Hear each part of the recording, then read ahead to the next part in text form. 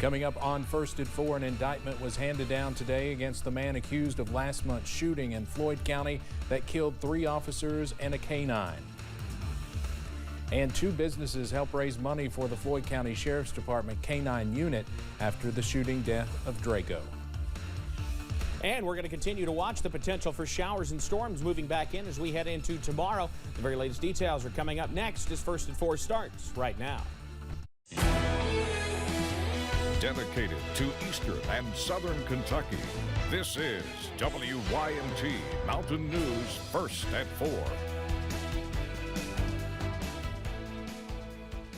Good afternoon, I'm Steve Hensley. First at 4, a grand jury handed down an indictment before noon today for the man accused of killing 3 police officers and a K-9 officer in Allen now more than 1 week ago. WYMT's Dakota Makris has the latest from the courtroom. 49-year-old Lance Storrs did not appear in court Monday afternoon for his previously scheduled preliminary hearing because of the indictment. His case now moves out of district court and into circuit court. We're talking about probably the largest crime scene in a case that I've encountered, and I know the investigator with the state police the same. Just a tremendous amount of evidence that has to be gone through. Storrs faces 20 charges, including assault, wanton endangerment, and murder. News reporters asked Floyd County Commonwealth's attorney Brent Turner what these charges could lead to if Storrs is convicted, saying in Kentucky certain factors can trigger the possibility of the death penalty. Some of those include more than one victim, which you would at least potentially have here, and also death of a police officer. The Commonwealth's attorney says it is too early to talk about plea deals, saying his office does not comment on plea negotiations unless a plea is reached. In Floyd County, Dakota Makris, WYMT Mountain News. The Commonwealth's attorney says the investigation is ongoing and his office left open the possibility of more charges. It was like Black Friday. That's how Lou's Place for Pets owner Sheena Maynard described the demand for shirts honoring fallen K-9 officer Drago. The store has sold more than 1,000 t-shirts honoring Drago, some to people in other states and countries. Maynard says she wanted to do all she could to help raise whatever funds were needed for the Floyd County Sheriff's Office K-9 unit. Well, I've done rescue for 12 years, so obviously I was affected and hurt by the loss of the 3 gentlemen that we've lost. But the dog affected me in a different way. You know, this isn't just what I do for a living, this is just who I am. Maynard says everyone knew Drago and he was easy to love.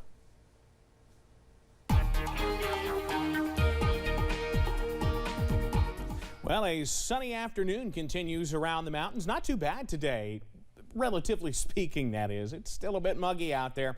Live look from our camera at the University of Virginia's College at Wise. We've got blue skies overhead, plenty of just fair weather cumulus clouds out there this afternoon. Nothing to hurt us at all, though it is a little on the warm side. Downtown Whitesburg at this hour, continuing to see temperatures on the warm side as well, but fewer clouds as you head into portions of Letcher County.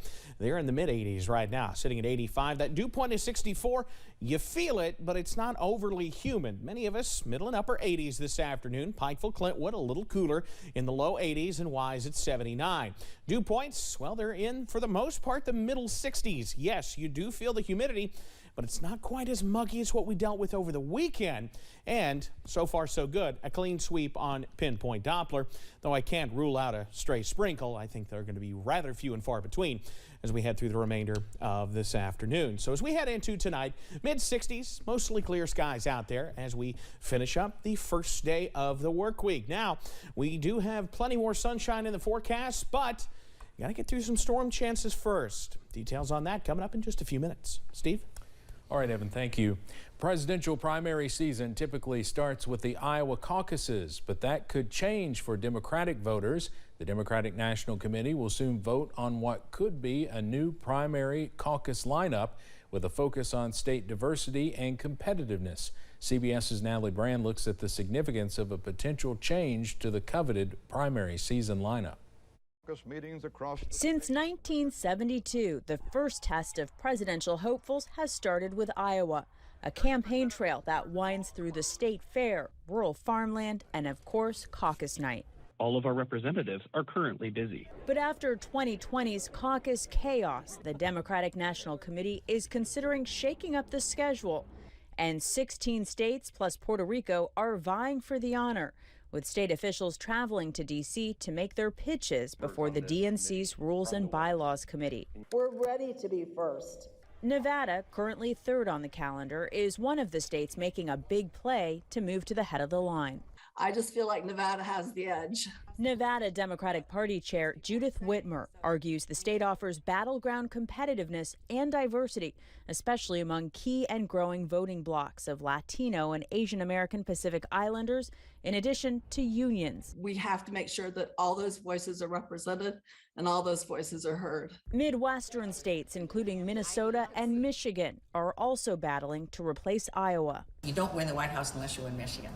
No matter which state lands in that coveted first spot, George Washington University professor Laura Brown says it's really the first few contests that can make or break a presidential campaign, taking on more weight than maybe they should. They create a momentum, they create a message that the party has decided, and they've decided very quickly, when really the parties would be better served by a calendar that was longer and a process that engaged more people. But it will be no more than 5 states that hold their contest before the first Tuesday in March, raising the stakes for those deciding the calendar. Natalie Brand, CBS News, Washington. A vote by the DNC's Rules and Bylaws Committee is expected at the beginning of August, with a final vote before the full DNC expected in September. Iowa, New Hampshire, Nevada, and South Carolina have been the 4 states in that window since 2008, and most of those states are expected to remain in the early state status. President Joe Biden hosted an event at the White House today, just weeks after he signed a new gun control bill into law. The legislation was passed in the wake of shootings in Buffalo, New York, and Uvalde, Texas. But since that time, there have been other mass shootings, including one in a Chicago suburb on the 4th of July. Victims of gun violence joined President Biden at the White House, hailing the passage of the nation's first major gun legislation in nearly 30 years. This new law requires young people under 21 to go enhanced background checks before purchasing a gun. The father of a 17-year-old killed in the high school shooting in Parkland, Florida in 2018, shouted at President Biden to do more. Now, the White House says it is also celebrating the 21 executive actions President Biden has signed to address gun violence, including a ruling on ghost guns, requiring homemade guns contain serial numbers so they can be traced. Let's head over to Wall Street now on this Monday. The Dow closes down today, more than 176 points. We'll have more financial news coming up in our next half hour.